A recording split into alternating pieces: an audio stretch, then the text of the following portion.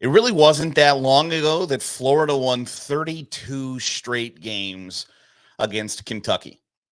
And every Power Five conference has the tiers that you know of who's in what tier. That it's just kind of at some point unacceptable to lose to a bottom tier team if you are supposed to be a top tier team. For instance, Florida is supposed to beat Kentucky every year. Florida is supposed to beat Vanderbilt every year. Ohio State is supposed to beat Indiana every year. Michigan is supposed to beat Rutgers every year. USC is supposed to beat Oregon State and Washington State every year. That's just how it's supposed to go. And if you lose to somebody in that group, if Clemson loses to Boston College, Florida State loses to Syracuse, there are questions of, is this person the right guy for the job? Is this program headed in the right direction? Regardless of how good, how improved any of those programs or situations are, those questions are going to exist and persist. And that's not a great place to be. Florida won 32 straight against Kentucky. And then they've lost 3 in a row since 2018. And that's a problem for the Gators and for Billy Napier. So there are questions today that Florida has to answer and confront that are uncomfortable, that I'm certain that they didn't think that they would have to ask those questions, because they're 2 weeks removed from beating at that time, the number 11 team in the country in Tennessee. You think you'd righted everything where you get a season opening loss on the road at Utah. I don't think that's that bad of a loss. It's the first time Florida's played a non-conference game outside the state of Florida since like the Bill Clinton administration, the first term. So it's not like that gigantic of a loss. Florida wasn't going to go undefeated.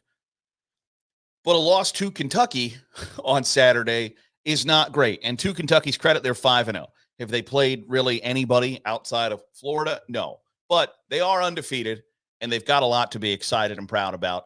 And one of those questions that Billy Napier and the Florida football program have to answer today is, what is Kentucky? Right? Like, that's one of the big, what is Kentucky and how bad of a loss is that a bad loss? And the only way that it's not a bad loss is if Kentucky continues to snatch up victories throughout the season, which is still somewhat likely. Now they play at Georgia on Saturday. Might not go well for them, but as well as Auburn ran the ball on Georgia, Kentucky might as well. They've still got, they got to play at Alabama, or they're home for Alabama. They're at Louisville, which Louisville, number 25, who knows what they are. But for this loss to not look horrendous to Florida, Kentucky needs to be in that 8-4, 9-3 category, which is somewhat likely. The problem is that Florida's just not supposed to lose to Kentucky. That's just the reality of college football. And so questions pop up when results like that happen. So the first question that Florida has to ask themselves is, what is Kentucky? Because if this was your kind of run-of-the-mill Kentucky that you're used to as a Florida Gator fan, as a Florida Gator booster, administrator, coach, then that is a horrible loss. But at 5-0, they're already better than your dad's Kentucky. And to Kentucky's credit, they have built a really nice program. And I mentioned here a couple weeks ago, or maybe last week, when we were talking about Mel Tucker being let go at Michigan State, that there is a direct correlation between the rise of Cincinnati and Kentucky and the fall of Michigan State from. Now, Kentucky's never been a college football playoff contender. And frankly, I don't know that even in a 12-team playoff that Kentucky's got a real clear path to being a college football playoff contender. And if they do, that person's going to be hired for a really high-profile job pretty quickly, because you're just not supposed to win in college football at a place like Kentucky. But there's a direct correlation between Kentucky and Cincinnati on the rise and Michigan State on the downfall. And Kentucky's done a really nice job of building their program to the point where they're ending losing streaks like 32 straight against Florida. But the first question to confront is, what is Kentucky? What are they? And I don't know that that's a fun question to answer for Florida, because on paper, is Florida better than Kentucky? Yes, but they don't play the game on paper. And that's where the issue arises, because there's this back and forth relationship with Billy Napier and the Florida fan base and boosters and administration, etc., where 1 week it's like, okay, this is definitely our guy. We made the right choice. We should feel really good about this. And then the next week they lose to Kentucky. And so it's just like, okay, what does that back and forth mean for Billy Napier and Florida fans? And should Florida fans pump the brakes a little bit? Because you've gone through some guys here in the last couple of years where you might have had a quick trigger. And the next question I have is, did Urban Meyer tarnish Florida? At least the perspective, because the idea now is this should be a program competing for national championships. And I'm in agreement with that, by the way. People have asked me before, hey, what do you think the best job in America is? And I think Florida is the best, if not the best job in America. You put the resources, the fan base support, the facilities, the recruiting base in the 5-hour circle that you draw around Gainesville, Florida. I think it's one of, if not the best jobs in America. So should they be competing for SEC championships year in, year out? Should the game against Georgia be much bigger than it is? And it's already a really big deal off the field, but on the field, yes. But did Urban Meyer tarnish the perception of Florida? Because their fans now believe that they are in that camp of that elusive kind of, I don't even know if it's 6 schools that believe that they should win the national championship every year. And I don't know that they're at that level. They could be, should be, maybe. Could be, I think, is the much likelier answer than should be. But could Florida be a national title contender every year if they have the right guy? The problem is they've recycled through a bunch of guys really quickly. It's like in my opinion, gave Will Muschamp maybe too much time, and then Jim McElwain and Dan Mullen maybe not enough time. And so I think that's something you got to be fearful of with Billy Napier. And it's not the same level of results. But for instance, last year, Oklahoma fans, after the first year of Brent Venables, were like, oh, God, we have made a horrible decision. Well, it doesn't look like Oklahoma made a horrible decision this so far in this portion of the college football season. But the question that Florida has to answer after a loss like that with Billy Napier is, what is Kentucky? Did Urban Meyer tarnish our perception of what our program could be and should be? Because he was ultra successful, did a really good job. And if you hire one of the top 4 coaches in the sport at any given time, yes, you are going to have success at the University of Florida. It's just that they haven't hired one of the 4 top guys in the sport recently, and that's why they haven't had top 4 level success recently. The third question I think you need to answer is, what is Florida? Is Florida where they should be, where they want to be? The answer to that is obviously no. And how do you get there? Because the recruiting base is there. The recruiting base exists. And you got to figure out how to get those guys there and then how to develop those guys, because that's the key. whether it's working in the portal, whether it's figuring out how to return to being a place where the top players in the country, regardless of whether they're in Florida, Georgia, Alabama, Mississippi, Louisiana, Texas, California, New Jersey, Ohio, Virginia, want to play for the Florida Gators, it all goes into the pot. So figuring that out is a whole nother topic for a whole nother discussion. But in 2023, what is Florida? Are they an 8-4 team? Are they a 9-3 team? Are they a 10-2 team? I don't think so, because when you look at the schedule, and we'll look at it here in a second, it ain't great at all. And so, are you building towards something good and something better, or are you getting worse? Because there are those that believe that if you're not getting better, you're getting worse, which isn't a fun thing to confront for a Gators fan either. But what is Florida? I don't think they're great. And whether that's a great answer right now or not depends on who you ask. But I just wonder how much longer a guy like Billy Napier gets. How do you answer the questions that persist about you? They're going to have opportunities. They've got number 1 Georgia, number 23 LSU, number 21 Missouri, and number 5 Florida State still left on their schedule, plus games against South Carolina and Arkansas. And I think the problem with those, like South Carolina, Arkansas, and we've talked about this before, is those are kind of no-win games. If Florida beats South Carolina and Arkansas, congratulations, you were supposed to do that. Great. Nobody cares, no matter really how convincing the wins are. If you lose, oh my God, you lost to South Carolina and Arkansas. It's a no-win situation. If you can win, I think, 2 of the 4 games between Georgia, LSU, Missouri, and Florida State,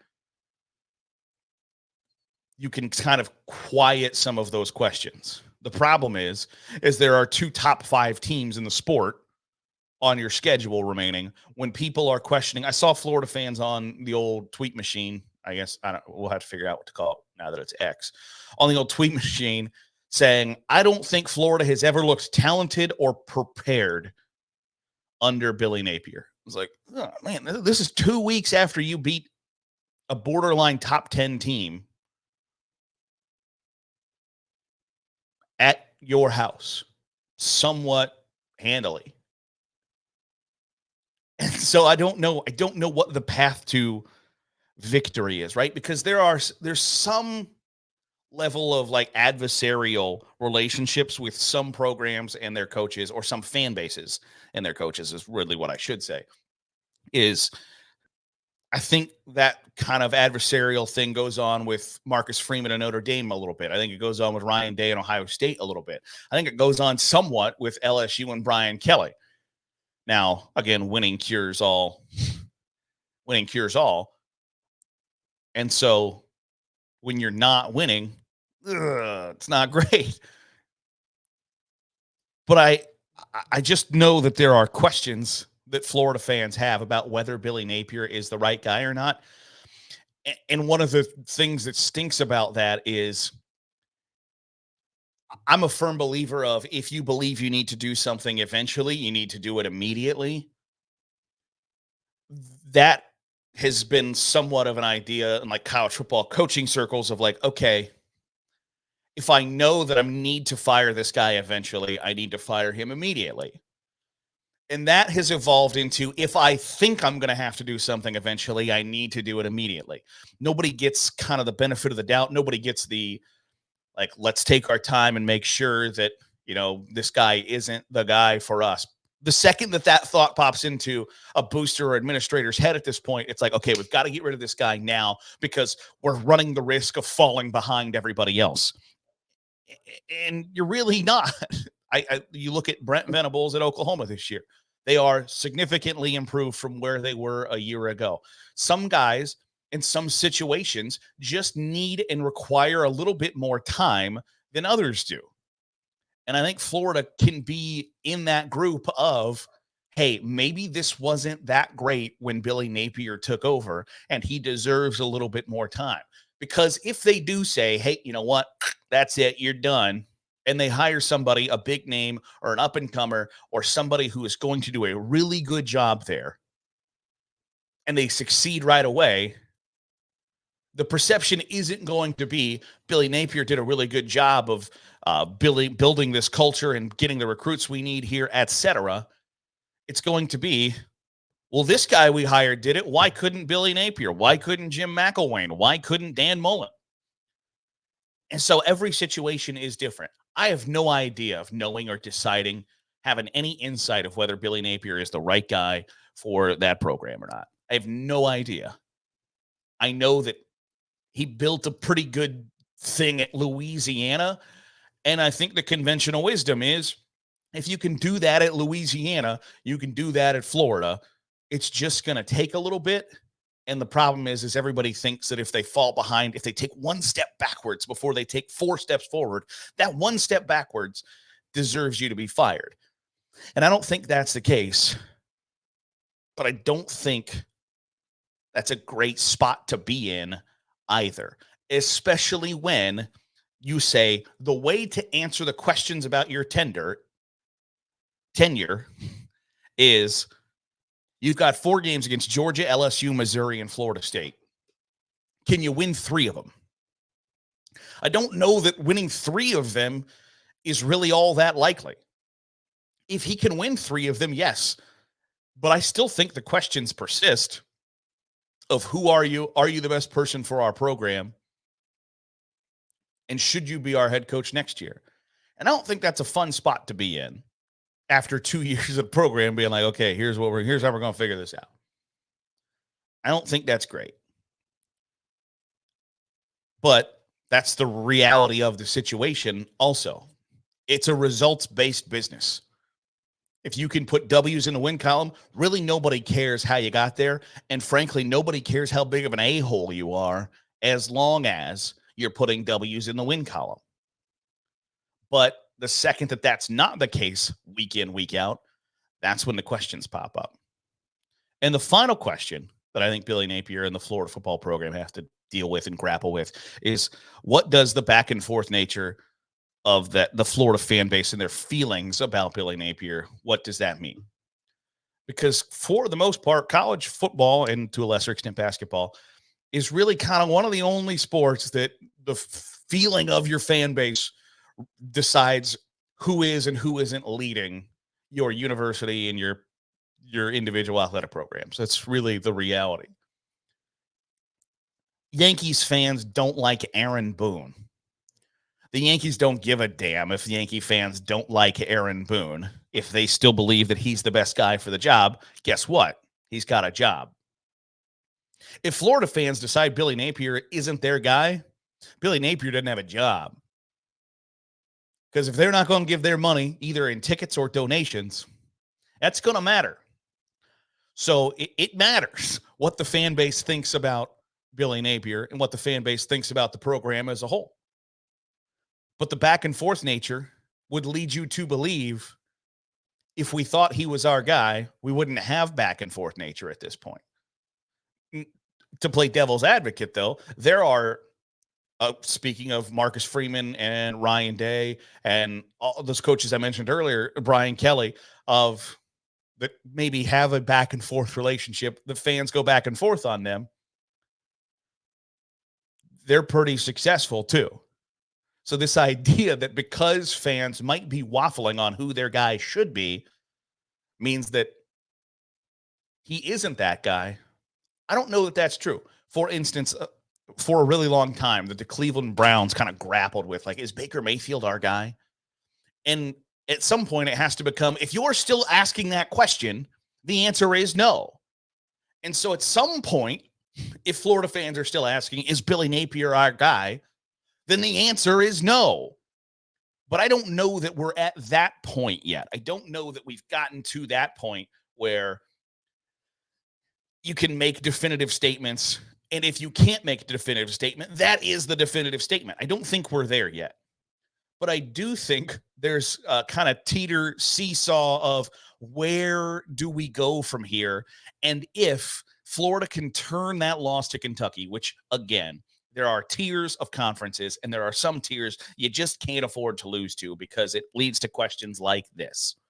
If you can't answer some of these questions, then you have your answer. I don't know that we're there yet, but I do think we can get there eventually.